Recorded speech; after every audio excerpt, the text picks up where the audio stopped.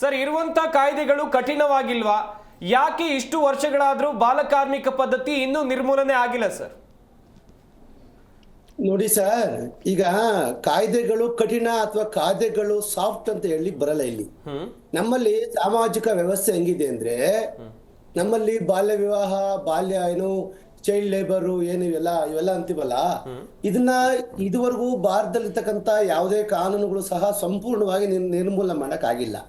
ಯಾಕೆ ಅಂದ್ರೆ ನಮ್ಮಲ್ಲಿ ನೋಡಿ, ಈಗ ಚೈಲ್ಡ್ ಲೇಬರು ಪ್ರಾಹಿಬಿಷನ್ ಅಂತ ಹೇಳ್ಬಿಟ್ಟು ಅದಕ್ಕೆ ಅಂತ ಇಲಾಖೆ ರಾಜ್ಯ ಸರ್ಕಾರದಲ್ಲಿ, ಕೇಂದ್ರ ಸರ್ಕಾರದಲ್ಲಿ ಇಲಾಖೆಗಳಿದಾವೆ.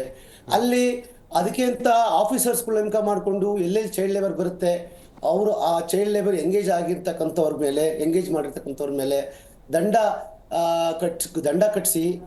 ಕಟ್ಟಿಸ್ತಾರೆ. ಅದಲ್ದೇನೆ ಆ ಮಕ್ಕಳನ್ನ ಒಂದು ಏನು ತಂದೆ ತಾಯಿ ಇದ್ರೆ ಕೌನ್ಸಿಲಿಂಗ್ ಮಾಡಿ ಅವ್ರನ್ನ ವಿದ್ಯಾಭ್ಯಾಸ ಮಾಡಕ್ ಕಳಿಸ್ತಾರೆ.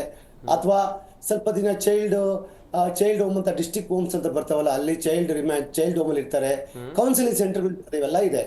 ಆದ್ರೂ ಯಾಕೆ ನಮ್ದು ಚೈಲ್ಡ್ ಲೇಬರ್ ಎರಾಡಿಕೇಶನ್ ಆಗ್ತಿಲ್ಲ ಅಂದ್ರೆ, ನಮ್ಮ ಸಮಾಜದ ಏನು ಒಂದು ಇದು ಅವರು ಇವ್ರು ಹೇಳ್ತಿದ್ರು, ನಮ್ಮ ತಜ್ಞರು ಮಾತಾಡ್ತಿದ್ರು, ಮುಖ್ಯವಾಗಿ ಎಜುಕೇಶನ್, ಅದ್ರ ಜೊತೆನಲ್ಲಿ ಪಾವರ್ಟಿ ಅಂತ ಏನಿದೆ ಅವಶ್ಯಕತೆ. ಈಗ ಮನೆಯಲ್ಲಿ ತಾಯಿ ದುಡಿತಾಳೆ, ತಂದೆ ದುಡಿತಾನೆ, ಆದ್ರೂ ಸಂಸಾರ ಮಾಡ್ಲಿಕ್ಕೆ ತುಂಬಾ ಕಷ್ಟ ಆಗುತ್ತೆ. ಒಂದೊತ್ತು ಊಟದ ಕಷ್ಟ ಇರ್ತಕ್ಕ ಪರಿಸ್ಥಿತಿನಲ್ಲಿ ಮಕ್ಳುಗಳು ಏನ್ ಮಾಡ್ತಾರೆ, ಈ ಒಂದು ಚೈಲ್ಡ್ ಲೇಬರ್ಗೆ ಅವರು ಹೋಗೋದು ಸಹಜ.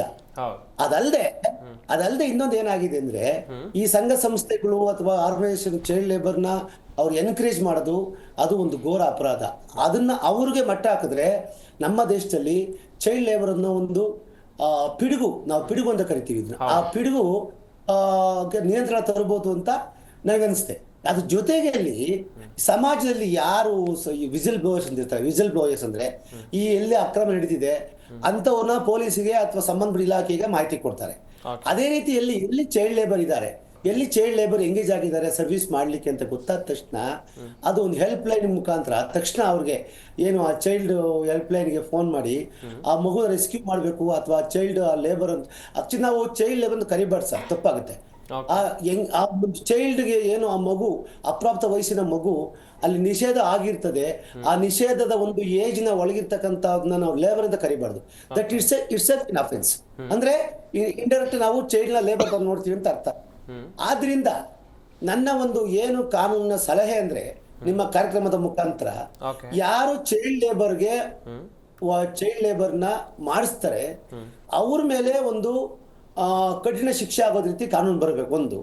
ಅದಲ್ದೇನೆ ಆ ಒಂದು ಚೈಲ್ಡ್ ನ ಪೇರೆಂಟ್ ಮೇಲೆ ಸ್ವಲ್ಪ ಕ್ರಮ ಜರುಗಿಸೋ ರೀತಿ ಅಂತ ಕಾನೂನು ಬಂದ ಏನಾಗುತ್ತೆ, ಸ್ವಲ್ಪ ನಮ್ಮ ಈ ಎಂಪ್ಲಾಯ್ಮೆಂಟ್ಗೆ ಯಾರು ಜಾಯ್ನ್ ಆಗ್ತಾರೆ ಅಪ್ರಾಪ್ತ ವಯಸ್ಸಿನ ಮಕ್ಕಳು ಕಮ್ಮಿ ಆಗ್ತಾರೆ ಅಂತ ನನ್ನ ಒಂದು ಭಾವನೆ.